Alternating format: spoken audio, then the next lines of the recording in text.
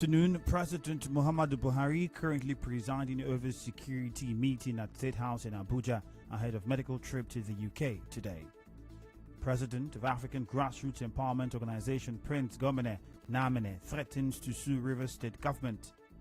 Protest against Julius Berger suspended after gunmen abduct secretary of group in charge of protest. On the foreign scene, world leaders call for new global settlement to help prepare for future pandemics. COVID is real. Observe all health protocols. Protect yourself, protect others. I am Ifiemi Andrew. President Muhammadu Buhari is currently presiding over a security meeting at the State House in Abuja. This is taking place hours before his scheduled trip to the United Kingdom today for a routine medical checkup. Those in attendance include the Chief of Defense Staff, Lucky Irabo, Chief of Army Staff, Ibrahim Atahiru, Chief of Naval Staff, Awal Gambo, and the Chief of Air Staff, Vice Marshal Isiaka Amao. President of African Grassroots Empowerment Organization, Prince Gomene Namene, has threatened to sue the Rivers State government for defamation of character after his name and organization was linked to a planned protest in a government statement released yesterday. Mr. Namene told our correspondent Mother Kere that he does not have a problem with Julius Berger or the state government and does not know any Legbosi Yamabana or his organization. He further insisted that he was not part of any arrangement to shut down Julius Berger as he is currently in Abuja. He warned that the Rivers State government should be held responsible if anything happens to him or his family. Someone that want to organize protest in Rivers State, I'm in Abuja, I think today is the protest. I'm in my house as I speak with you. So I'm not aware. And I want the public to take note that that's defamation of character on my organization and also on my name. Very, very definitely.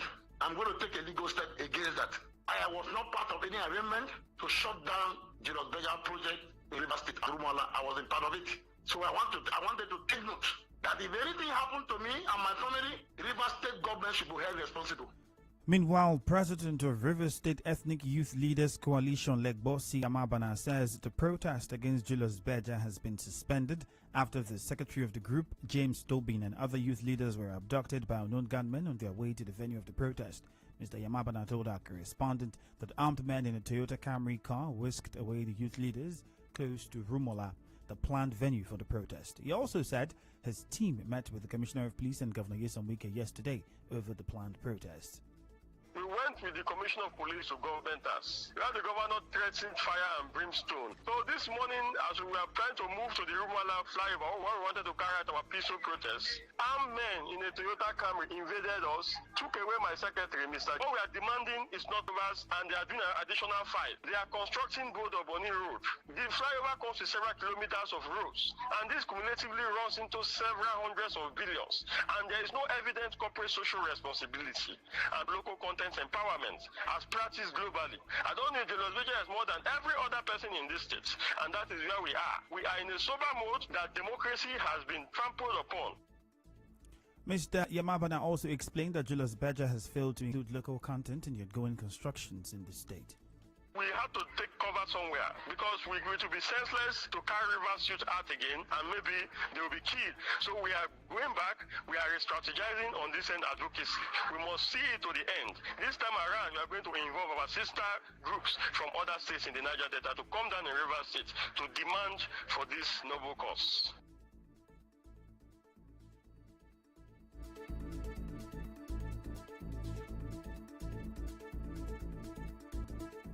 Earlier, Rivers State government said it received intelligence reports that two faceless groups, African Grassroots Empowerment Organization and Rivers State Ethnic Youth Leaders Coalition, have been hired to shut down the operations of Julius Berger today. The government warned that it will not condone any attempt to disrupt the timeline set to complete projects in the state.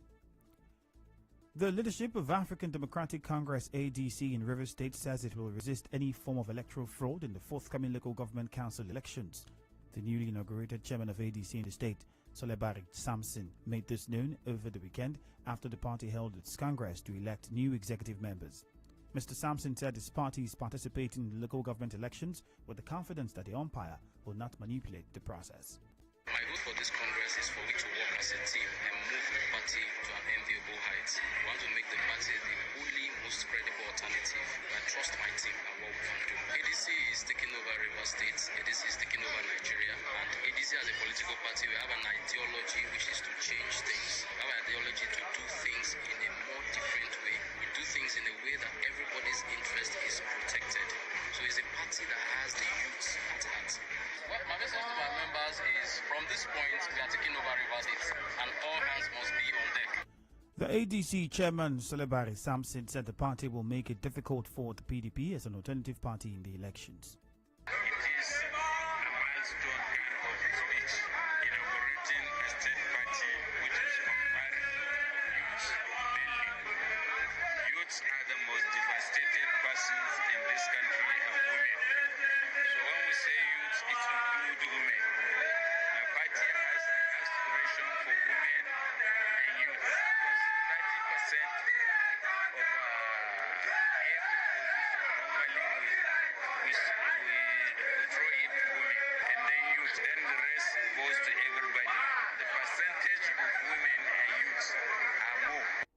Correspondent Swebi Ruwari reports that other members of the newly inaugurated ADC Executive Council include Egbagiri Lawrence to serve as Deputy Chairman, A.K. Eugene as the State Secretary, Hamza Victor as legal advisor, and Emmanuel Dema, youth leader of the party, among others. Congress was attended by members of the National Working Committee of the ADC. Still ahead, federal government repatriates 255 Nigerians stranded in Saudi Arabia. Stay tuned. You no longer have to miss any moment of the action. Listen to us from anywhere in the world. Download the Nigeria Info FM app from your app store. Tap the menu bar on the top left corner of your screen, select Port Hackers, and listen to your number one news, talk, and sports radio station. 92.3 Nigeria Info.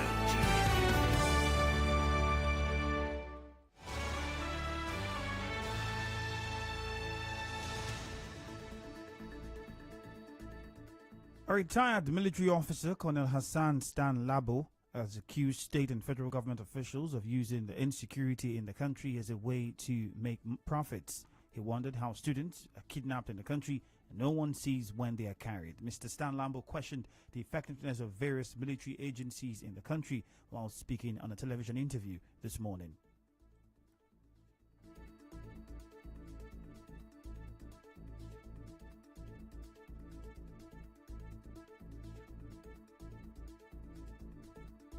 Aircrafts could go into our airspace, go down in the forest, drop logistics, go back up, continue its movement without being detected, and we'll have a whole federal aviation arrangement on ground. Bandits will move into schools. Nobody would see them. They will move kids out of schools. Nobody will see them until when these kids have been moved all with smoothness, unhindered. Then we hear about the ransom issue, and after 1 or 2 days of funny pretense from politicians, 300 or 400 million, as the case may be, is released. The whole damn thing now has become a situation whereby some individuals are busy making money out of the situation on ground, including government officials. I keep emphasizing that. He also accused government at all levels of being unserious with the fight against insecurity. Government is being complicit at the federal level. Government is being complicit even at the state level. Those of them in government, be it at the federal and state level, should do an inner search of themselves and be able to tell us in this country who are those supporting what is ongoing. Colonel Hassan Stan Labo also said that the new service chiefs would need time to implement their plans. We have a new set of leadership at the top of the military now, but we must be realistic by saying, look, the conditions still remain the same, the operational environment still remains the same, the deficits are still there. We need some little time to be able to see how all these are addressed so that we begin to see the changes we think we need to have in place. Give them the benefit of the doubt. Already, like it is, we have seen a few moves here and there that would want to maybe give us some little hope, but let's see how this works out well. Meanwhile, the Minister of Transport, Rotimi Amechi, has attributed the rise of insecurity in the country to the mismanagement of the country's resources. Speaking on a television interview, the minister said the elites are in control of the wealth of the country, leaving majority of the population in poverty. He said most of the youths are unemployed and have no access to the wealth of the country.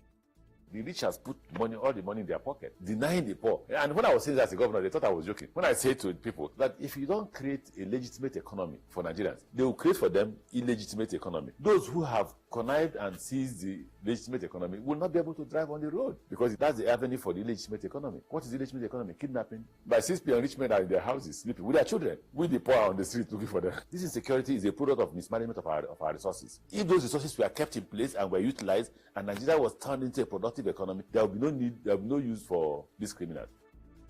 In business, the Senate Public Accounts Committee has given the Governor of Central Bank of Nigeria, Godwin Emefiele, until Thursday to appear before it over an alleged disappearance of $9.5 million interest, which accrued to the Federation account from petroleum profit tax investment.